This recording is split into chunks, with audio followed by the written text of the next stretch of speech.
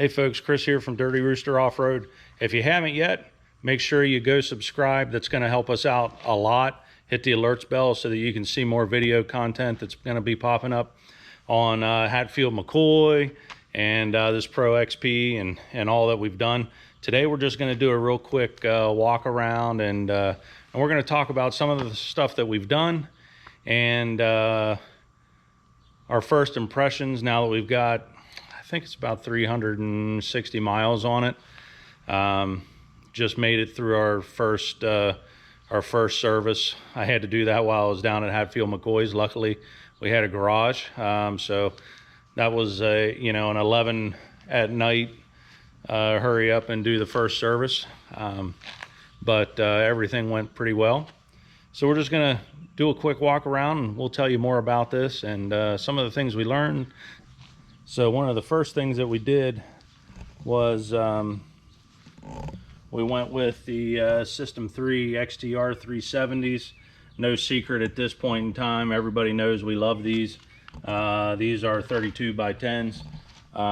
Hated the suspension on this thing right out of the box. We didn't change anything about the suspension, but suffice to say it was terrible.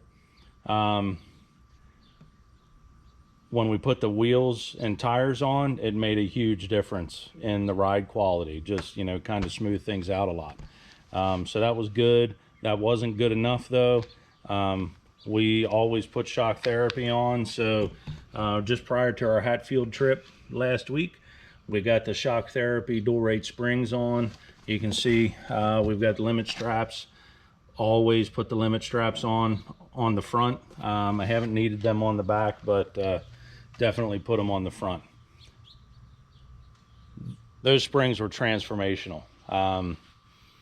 The ride quality was so much better, even better than just the tires. It was incredible how much the springs changed. If you're considering getting dual rate springs, don't hesitate, just do it. You're going to be happy.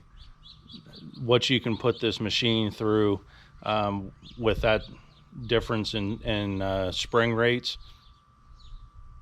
it'll blow your mind. So don't hesitate there. We've got the Tusk fold away mirrors. We've always been a fan of the Tusk mirrors. These fold away. Oh great, they had a little mud left in them. Now my buggy's all dirty. But anyway, those do break away, and they break away pretty nicely. I'm pretty happy with those. However, I will mention that Tusk does a nice job of getting these cool mounts. They integrate right with the cage. They're nice and clean.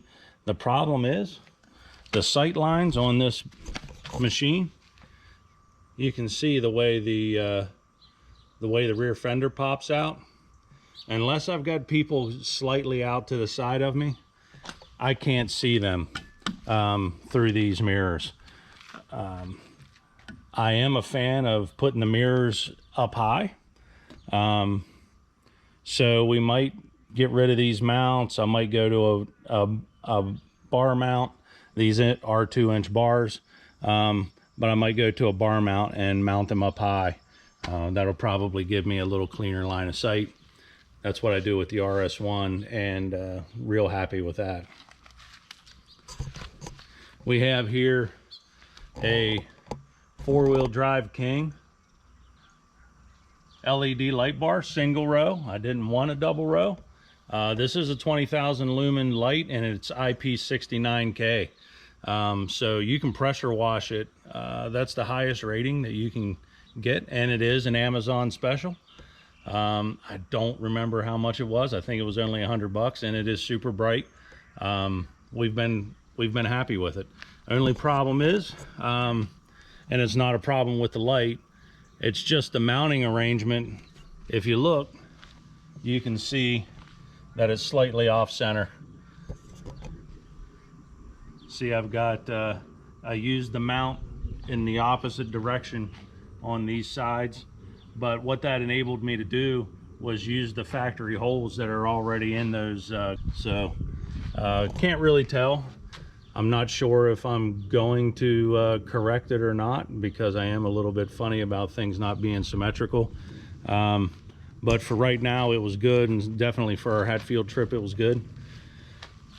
This is the Polaris half windshield. This is the larger size, the mid, I believe. It kind of integrates with the hood here, that it sits down in there. Pretty happy with that. It hasn't been scratched much. We're careful about it, but it's survived pretty well. We have the Super ATV 6,000 pound winch on here. You can't see it because it's tucked back in here. I will tell you though, I'm not pleased with the fact that I can't get in here and release the clutch so that I can freewheel, you know, the spool. So what we're going to probably do is I'll take this plastic off when I put the new bumper on. We got the small coverage bumper that we haven't put on yet, and I'll make a nice circle here and cut that and make it nice and clean so that I can get my hand in and freewheel that spool. That's really handy. Nobody wants to wait to run the line out manually. I've had some people ask me about these tree kickers. You can see here already that they've gotten some use, and yes, they work. They work the way they're intended. They are also rock sliders. So if you look underneath here, they have a metal plate that comes with them that's integral, and that keeps the rocks off the bottom of your skid plate there, at least on the edges. So been happy with these.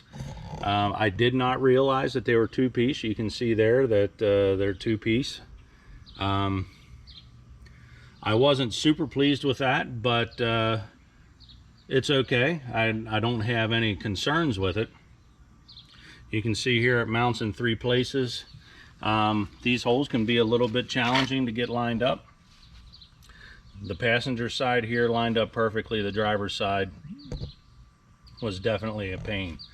And then these plates that I get, you know, they're just aesthetic. They come in the box, and then you've just got to assemble them. My suggestion is don't put these on until you have the slider installed, because they do tend to put a little bit of pressure on the structure when you tighten it up, and you don't want that while you're trying to align holes. Again, you can see we've got shock therapy springs in the back. I notice here that they're rubbing a good bit, and they are clocked properly.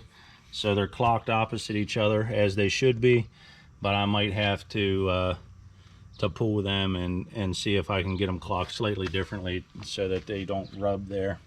It is normal for them to rub on that ring, but I think that one's rubbing a little more than normal.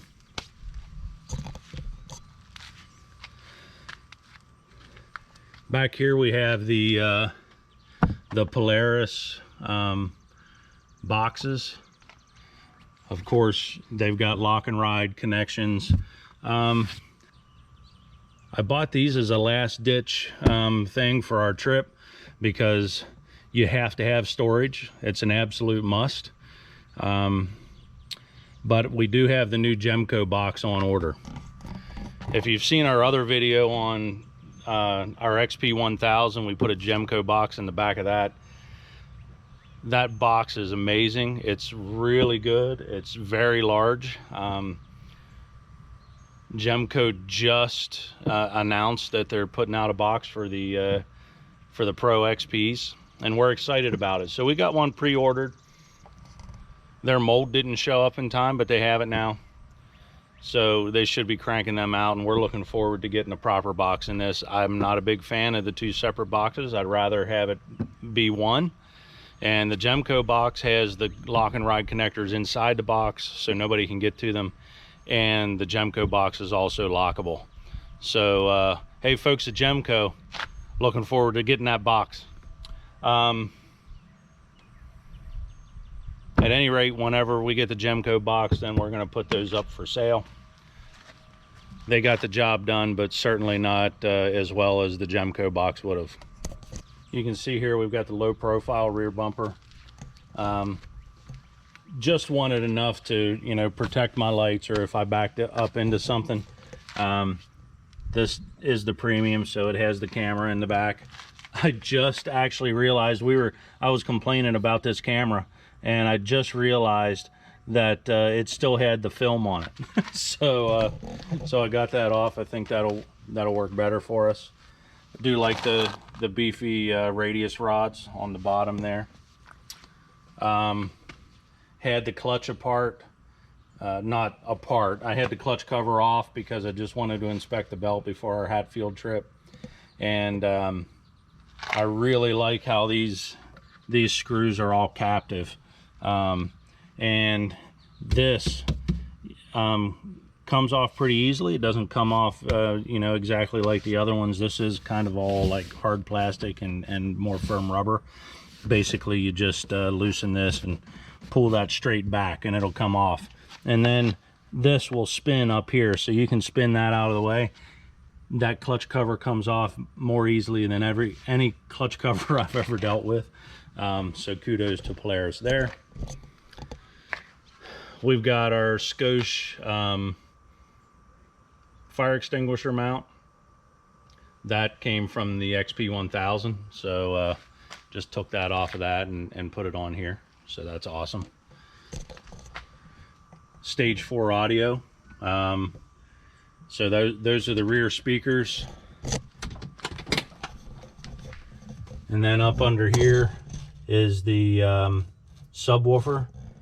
Of course, those are the stage 2 speakers there in the dash and the tweeters.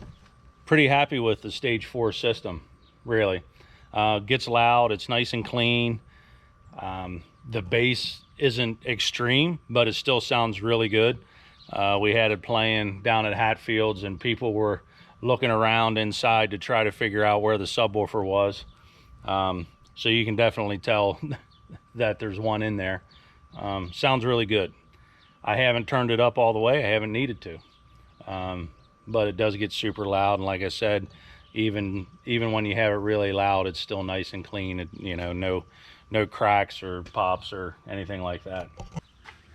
I've got I put this RAM mount on here. I do run a tablet, and boy, I was really lost without my tablet. Ride Command is not as easy to get tracks into as it should be.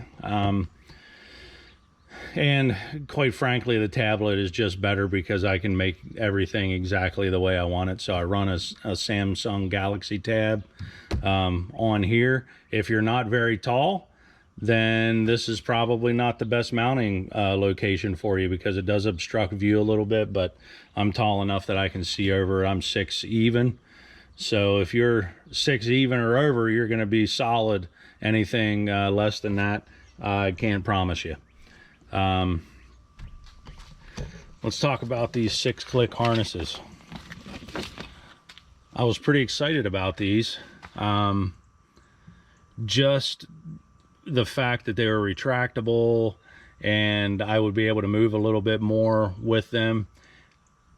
I'm not in love with them. I will just put it that way. Even considering maybe just going to fixed harnesses.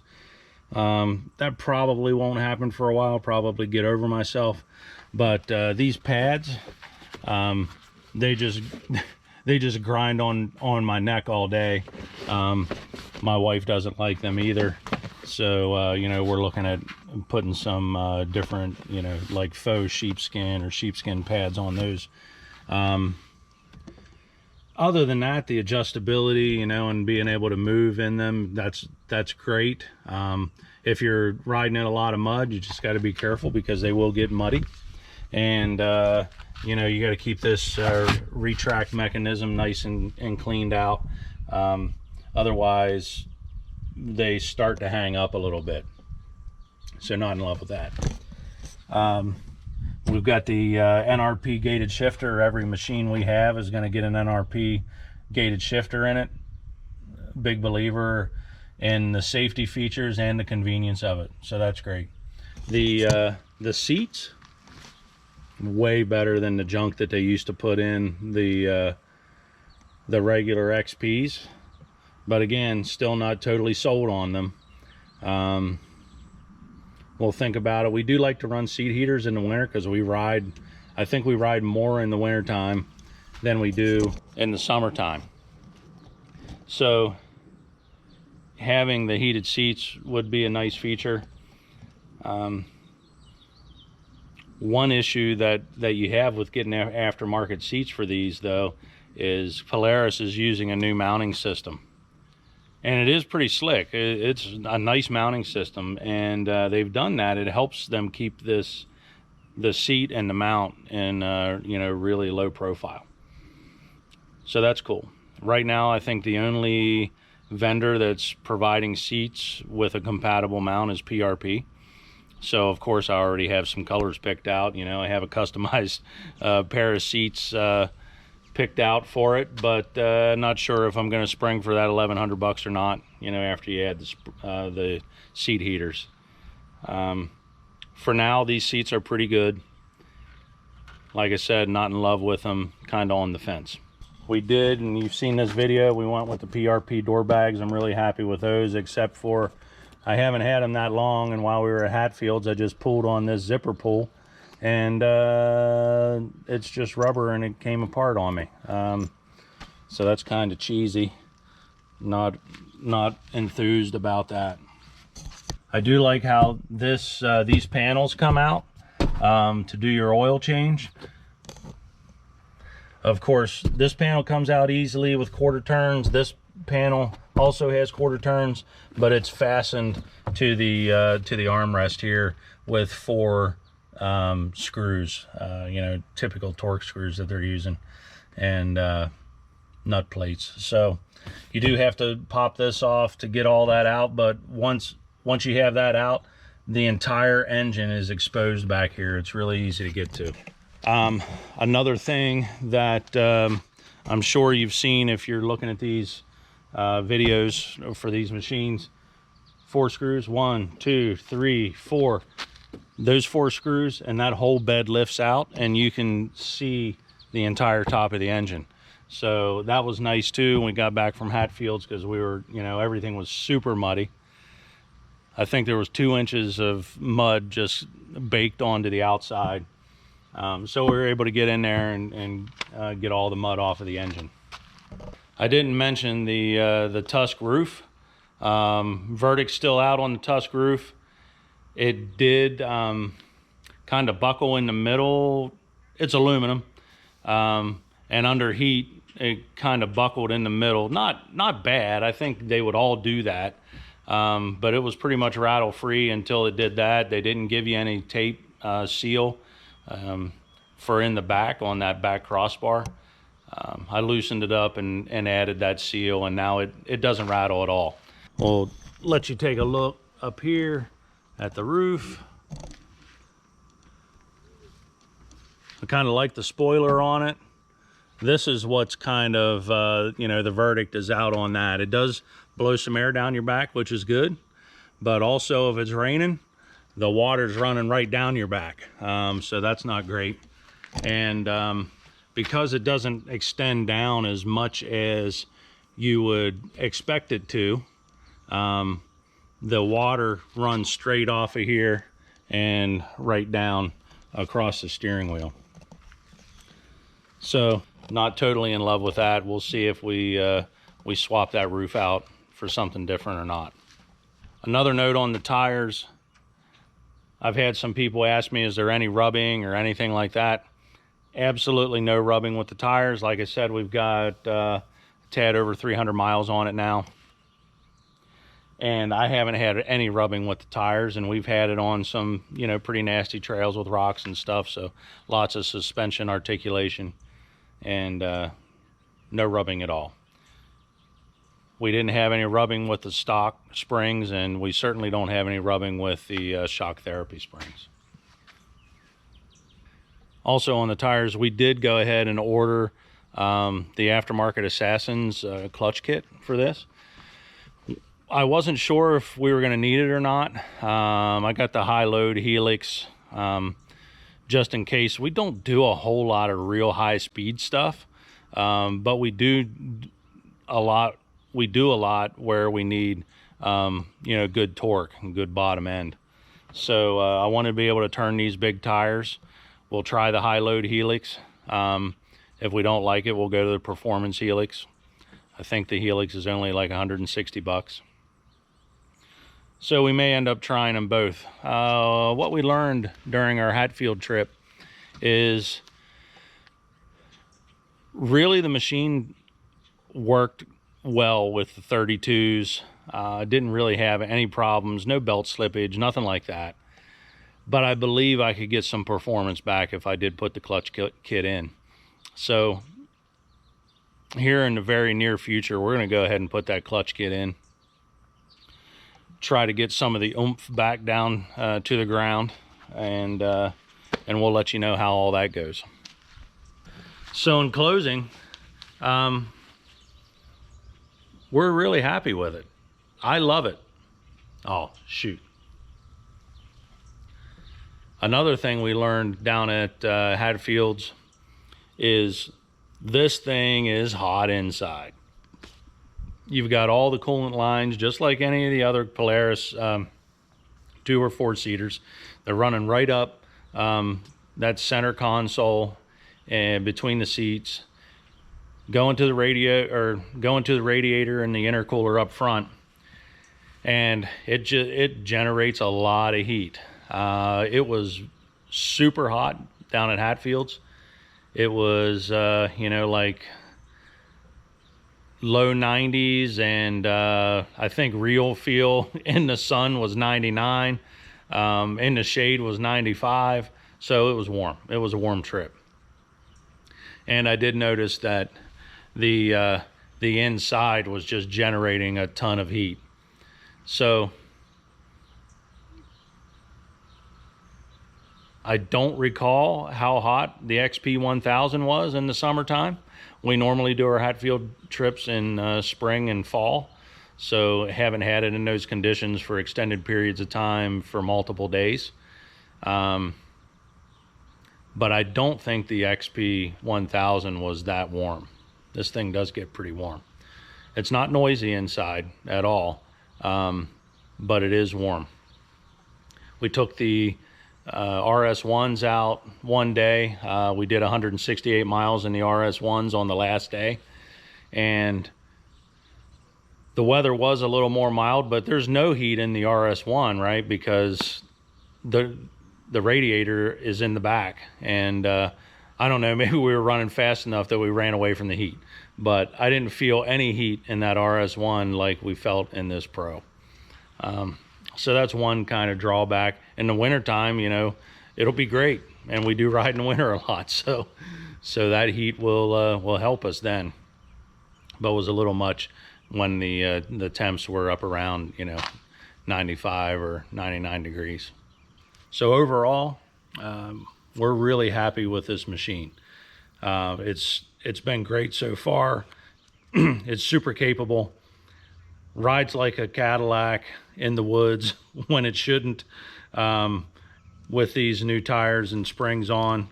It's amazing. I like the length of it. I like the turning radius. The steering is great. The color, wasn't a huge fan of the color. Everybody else liked the color. I didn't at first. Took me a while to warm up to it, but I'm happy with it now. I didn't like the Pro XP look when it came out. I think you saw some folks posting pictures of that Pontiac Aztec alongside of a red Pro XP. Pretty funny. Did look pretty similar, but I think it's a great looking machine. It's definitely grown on me. That happens all the time. Even with cars and trucks and things like that, they change drastically, and then everybody takes a little bit of time to warm up to them. But I'm really happy. I think it's great looking, and it's going to be a good machine for us. we'll probably hold on to it for a couple years, and then we'll see what else comes out. I think I've got already a couple people that are in line for this when we decide to get something new. Hoping that Polaris comes out with a hopped up RS1. I was glad to see that for 2022 they kept it alive. It's pretty much the same thing, just a color change, but hey, maybe that means there's something coming in the future. Those RS1s are so fun. I took the RS1 out on the last day of our Hatfield trip, and we just ripped through the mountains, did 170 miles in one day. I think we did that in about 8 hours. Wow, tons of fun. Totally different machines, totally different.